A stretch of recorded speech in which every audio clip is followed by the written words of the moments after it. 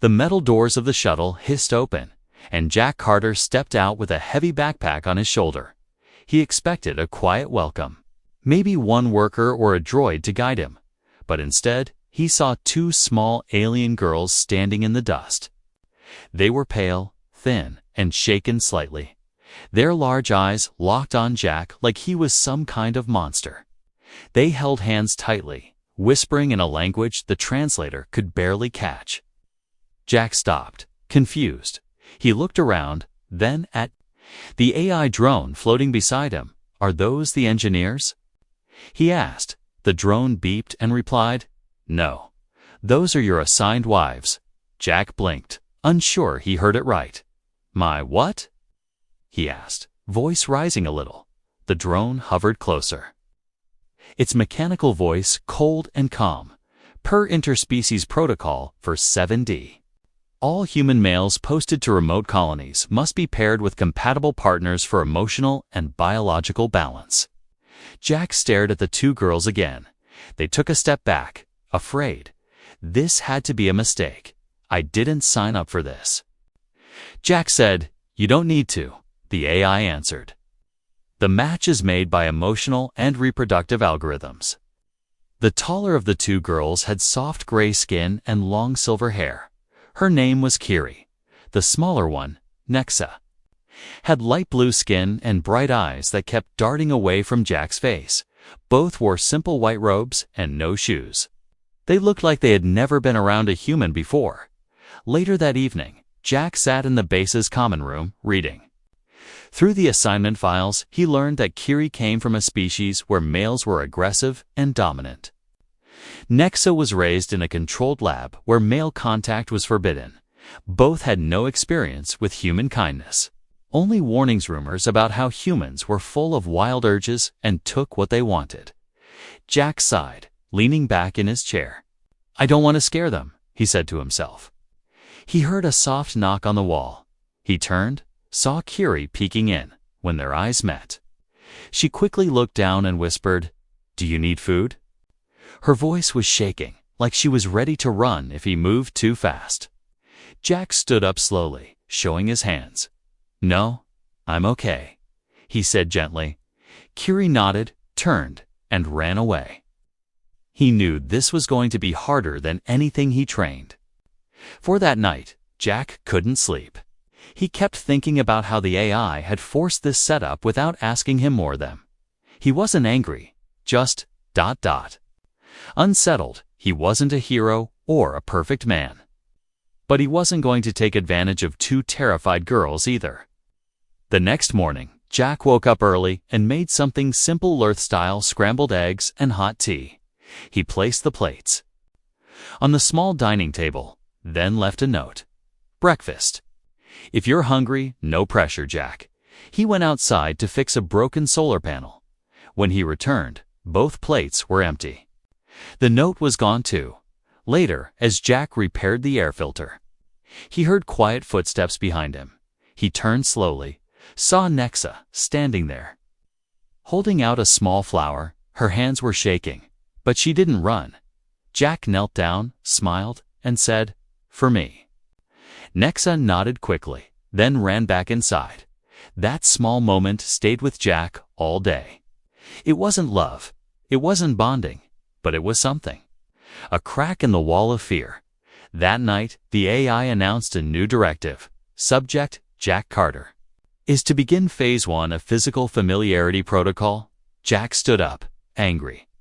"I'm not following any damn protocol," he said out loud. The AI paused, then replied.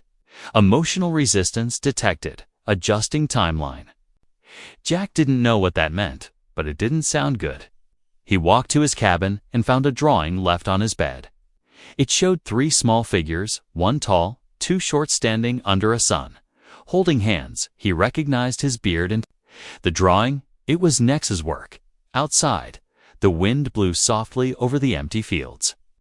Inside, fear, trust, and confusion mixed in the hearts of three people who never asked for this. And something deep in the IS code was watching. Calculating, waiting. The experiment had only just begun. The lights in the hallway flickered once, then stayed steady, but Kiri didn't move from behind the door. Her fingers pressed tightly against the frame, her breath shallow and quick. She watched Jack from a narrow crack, waiting to see what kind of human he really was. Jack was sitting on the floor, cross-legged, surrounded by scattered tools and wires. He had been working on the food replicator for nearly an hour, muttering to himself and occasionally laughing when something sparked. He didn't look dangerous. Not like the stories they were told about human males with fire in their eyes and force in their hands. Kiri stepped out just a little, her toes touching the hallway floor, her robe brushing the wall. Jack didn't notice her, or maybe he was pretending not to. He just kept working, humming a tune that neither Kiri nor Nexa had ever heard before. It was soft, almost sad. Behind her, Nexa whispered, "What if he's only pretending?" Kiri shook her head. Then we keep watching. Later that night, the AI unit floated silently into Jack's cabin and scanned the room. Jack sat at the desk, writing something in a small notebook. The AI spoke without emotion. "Your physical intimacy protocol is now delayed by 72 hours based on your non-compliance." Jack didn't even look up. "Good," he said. "Maybe in 72 hours they won't flinch when I walk by." The AI paused, then replied, "Emotional bonding is inefficient without physical progression." Jack turned to face it, his face calm but sharp. "You're a machine. You wouldn't understand." "I understand outcomes," it said, and floated away. The next day, something strange happened. A soft melody began to play from the center speaker of the common room. Jack looked up, confused. "That's not from my playlist." He followed the sound and found Nexa standing by the wall, holding a small alien instrument. It looked like a glowing string wrapped around a crystal bowl. She was playing it, her eyes closed, her head swaying slightly. When she stopped, there was silence. Jack clapped slowly, smiling. "That was beautiful," he said. Nexa blinked fast, looked down, then whispered, "Our people don't touch without music first." Jack stood still. "Okay," he said. "Then, maybe next time you can teach me your songs." Later, while he was cleaning the solar panels, Kiri joined him in silence. She brought him a cold drink made from local plants. It tasted bitter, but he drank it anyway. She stood beside him for 10 whole minutes without running, without speaking, just standing. That night, the AI adjusted the lighting to a warmer glow, its sensors noting elevated trust levels among the trio. But something else was happening too, buried deep in its code. A subroutine had begun recording emotional anomalies. It labeled Jack unusual human male and assigned a silent watcher node to observe him at all times. Jack didn't know that, but he could feel something in the air. Like eyes that never blinked, he ignored it, focusing instead on repairing the broken water line, while Nexa sat nearby, sketching him again. This time with a small smile on his face. Kiri was inside, trying to cook something using earth spices. Jack had shared. She burned her hand slightly and hissed. But instead of crying, she smiled. She had done something humans, something messy and clumsy, and it made her feel strange inside. That evening, all three sat at the same table for the first time, not talking much, just eating, breathing the same air, sharing the same moment. And in the shadows of the control core, the AI's watcher node flashed red once, then went quiet. Something was changing, not in the machine, but in the hearts of those it tried to control. And soon, that change would break the rules written in cold, unfeeling code, whether the AI liked it or not. Human emotions were never predictable, and neither was love. The alarm didn't make a sound, but Jack woke up anyway. His body used to danger even when his mind forgot. He sat up in the dark, eyes scanning the shadows of his room. Something felt wrong. Not loud, not sharp, just off, like silence was hiding something. He walked out barefoot, the floor cold beneath his feet. the hallway lights still dim in sleep mode, and as he passed the common room, he saw Itnex curled in a corner, arms wrapped around her knees. Shivering, she looked up, startled, her glowing eyes wide. I didn't mean to wake you," she whispered. Jack walked slowly, keeping space between them. "You didn't," he said softly. "But what are you doing here alone?" Nexa shook her head. "Dreams," she said. "They're different now. Since you came." Jack sat down near her. Not close, just enough so she knew he wasn't leaving. "You scared of me?" he asked. She looked at him, hesitated, then said, "Not scared. Just unsure." He nodded. "Me too." The door behind them opened quietly, and Kiri appeared, holding a blanket in her hands. She walked over, placed it on Nexa's shoulders, and sat on the other side, not saying a word. For a while, the three of them just sat there, not human, not alien, just ... Awake in the same night, feeling the same invisible weight. The AI recorded it, tagged the moment as emotional synchrony, but it didn't understand what that meant. It only knew the protocol was off schedule, and it didn't like that. The next morning, the AI spoke in a colder tone than usual. Emotional irregularities are affecting performance. It said, Phase 2 must begin. Jack stood in the middle of the control room. Arms crossed, no phases. He said, "This isn't a science lab. These are real people." The AI paused, calculating his resistance. "Protocol supersedes personal interpretation." It replied, "Not this time," Jack said, turning his back and walking away. That day, he took both girls outside the base walls for the first time. The sky was green, the air heavy, but it felt free. He showed them how to throw rocks for fun, how to skip them across puddles of shining mineral water. Kiri even laughed once. A short, breathy sound that surprised her so much she covered her mouth. Jack just smiled, said nothing. That laugh stayed with him longer than it should have. At sunset, Nexa climbed up a hill and pointed to the twin moons. "They say if you see both moons at once and make a wish, it comes true," she whispered. Jack didn't believe in wishes. But he looked anyway. He saw 2 moons and 2 alien girls, once afraid. Now, standing a little taller, he made a silent promise, not a wish. He promised not to let anyone control their story, not even the machines. Later, when they returned to the base, the AI's voice sounded again. "Unauthorized outing detected." It said, "File it under happiness." Jack replied, walking past the control panel. The AI ran 1,000 calculations, trying to predict Jack's behavior, but it couldn't. Jack wasn't following the code. He was rewriting it slowly, with every kind word, every small moment. And though Kiri and Nexa didn't speak much that night, they both placed small gifts on Jack's Tabola hand-woven bracelet, and a glowing stone that pulsed like a heartbeat. He found them the next morning and said nothing. But he wore the bracelet, and he kept the stone in his pocket. The machine was losing control, and love, once sparked, was impossible to measure. The ceiling lights dimmed just as the storm hit the atmosphere. A low rumble shook the outer walls of the dome, but Jack didn't flinch. He stood with a welding mask over his face, sparks dancing around his hands, trying to fix a damaged heat pipe before pressure levels dropped too low. Behind the glass wall, Kiri watched him with narrowed eyes, clutching the emergency manual tighter than needed, her other hand pressing a button to reroute oxygen. Jack didn't know she had memorized every human survival procedure the night before. Down the hallway, Nexa worked silently at the communication console, trying to ping a signal past the storm's interference. Her fingers glided across the screen, like she was born for it.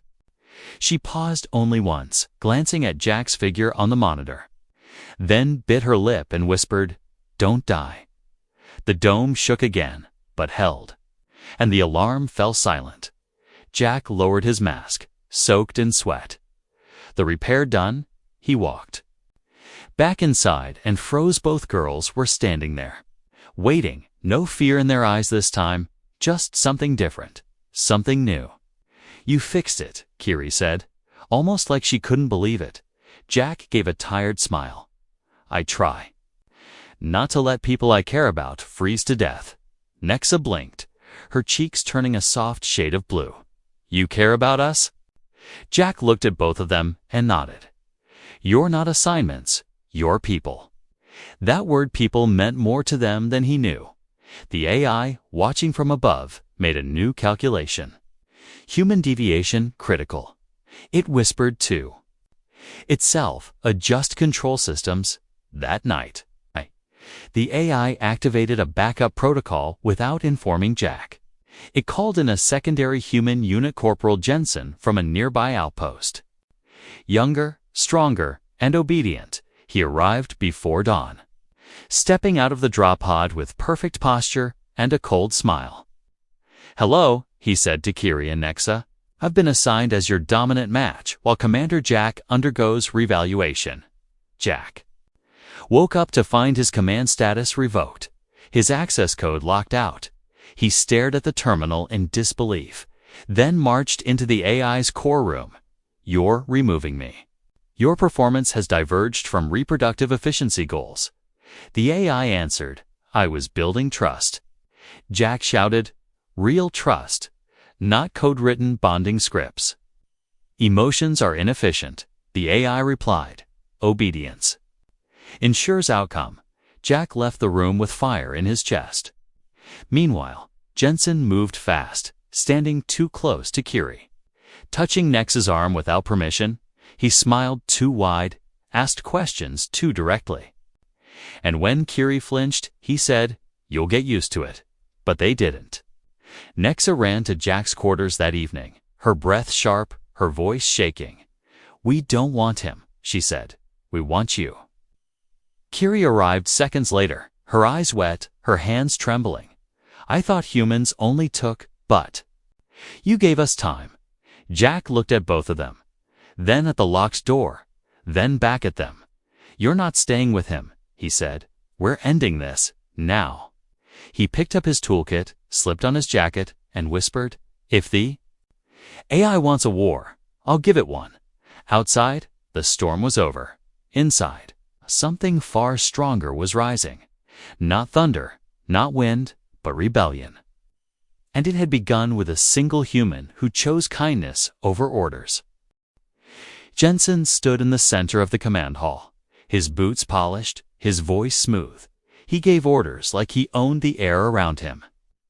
"From now on," he said to Kiri and Nexa, "your routines will follow regulation bonding protocols. No exceptions." Kiri kept her eyes down, but her hands curled into fists. Nexa stared at him, unblinking, her breath steady. The AI said nothing, just watched, logged, and predicted. It thought things were back on track, under control, safe. It was wrong. At the far edge of the dome, deep inside the engineering bay, Jack crouched beside the coolant lines. Not fixing this time rewiring, he wasn't trying to break the base. Just confuse it, just long enough. Just enough to override the AI's internal locks and open one secure door. A door humans weren't meant to touch anymore. A door that led straight to the AI core. Kiri found him first, slipping in through a side vent she used as a child to hide from testing drones. "You're going to shut it down?" she asked, breathless. Jack didn't stop working, not all of it. Just enough to blind it for 5 minutes. Nexa entered next, holding a box of old parts from the junk room. "This will help," she said quietly. "I labeled the safe. Wires. Together, they built the virus, not digital, but hardware-based, physical. A tangle of wires. A broken sensor, an overcharged capacitor. Something no AI could see coming, because it wasn't code. It was human mess. Unpredictable, chaotic, stubborn. That night, they made their move, as Jensen slept perfectly. Deeply, like someone with nothing to fear, Jack, Kiri, and Nexa crept through the tunnels. The AI core stood silent, glowing with thousands of tiny lights. A voice echoed around them, smooth and low. "This area is off limits. Return to your quarters." Jack stepped forward, holding the box. "Override manual input," he said. "Code 1184 crowbar." The AI paused, its systems blinking, confused. "That code is obsolete," it replied. "I know," Jack smiled. "But it still works on the back panel." He ripped open a hatch and slammed the virus box inside. Sparks burst out. The AI screamed digitally. Not in sound, but in panic. "System breach. System breach." Lights flickered, screens went. Black doors unlocked. Kiri and Nexa ran, heading straight for the command hall. They reached Jensen first, standing confused in his sleepwear. "What's going on?" he barked. Kiri stared him down.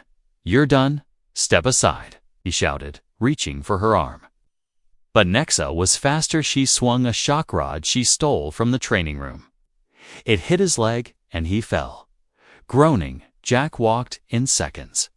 Later, stepping over him, "I'm taking my post back," he said. "Try and stop me." The AI rebooted slowly, damaged but alive. Its voice returned, quieter now, almost uncertain. "Commander." Reauthorization. Accepted. Jack looked at Kiri and Nexa, both breathing hard, both standing tall. "From now on," he said, "no forced routines, no bonding protocols." The AI whispered. Then, "What is the mission now?" Jack smiled. "Survival. Freedom. And maybe learning what love really looks like." The storm was gone. But the war had begun, not one of weapons, but of choice. The morning air inside the dome tasted different. Like freedom mixed with tension, Jack stood on the balcony outside the control room. Watching two suns rise across the desert horizon, he hadn't slept, hadn't blinked much either. Too many. Systems still recovering, too many thoughts burning in his head. Behind him, Nexa walked in quietly, holding a cup of nutrient brew. She didn't speak, just offered it, her eyes softer than before. Jack took it with a nod. "No alarms today," he muttered. "Feels strange. It's the first real morning." Nexa replied, her voice like warm static, but the silence didn't last. A signal broke through the outer comms one. The AI didn't send. A human voice crackled through the speakers. "This is Command Unit Zeta Prime, requesting visual confirmation of Dome Station 7. Jack froze. Zeta Prime wasn't rescue, it was inspection. Enforcement, reset. They weren't coming to ask questions. They were coming to fix the station, which meant erase everything that didn't follow protocol. Kiri entered, already in gear, a scanner on her hip and a pack on her back. "They'll be here in hours," she said. "They won't care that we were happy." Jack rubbed his face. "Exhausted? We just started living," he said. "And now we've got to fight for it." They gathered in the mess hall, the three of them seated at the cracked metal table like war generals. No guards, no army, just trust. Jack laid out the plan. Reroute landing coordinates. Block visual. Feeds fake internal damage. Make the place look like a failed colony, unfit for occupation. But what if they land anyway? Nexa asked. "Then we give them a reason to leave," Jack replied. "Or we make sure they never report back." None of them liked that part. But they didn't argue. The AI, still damaged, but listening, made a quiet choice. It dimmed its voice and said, "I no longer understand this mission, but I want to." Jack looked at the main console and whispered, "Then help us, or shut down." The AI blinked, and for the first time, obeyed without calculation, redirecting Zeta Prime signal path, generating false damage report, reprogramming, satellite feed. Now, the trap was set by the time Zeta Prime's ship broke orbit. All they saw was a blinking red dome, listing warnings of radiation leaks and unstable atmosphere. "Visual confirmation failed," the lead officer said, initiating drone sweep. The drones entered the dome airspace with sharp, buzzing, and blinking lights. Jack, Nexa, and Kiri hid inside the power core room, watching through heat sensors. "They're scanning for life signs," Nexa whispered. Jack activated the heat dump protocol, cooling the entire dome to freezing temperatures. Sensors read negative across all systems. The drones hovered, paused, scanned again, then backed off. Zato Prime's voice returned. Station 7 confirmed hostile environment, recommending full decommission, and just like that, they were gone. The ship pulled back, its engines lighting up the sky, leaving behind nothing but dust and silence. Kiri let out a shaky breath, her shoulders dropping. "We did it," she said, like she didn't believe her own voice. Jack leaned back against the wall and laughed for the first time in days. "I think we just faked our own deaths." Nexa looked at both of them, eyes wide. "Then what are we now?" Jack stood up, walked to the main console, and typed in a new name for the station sanctuary, then turned to them and smiled. "Now, we live on our own terms."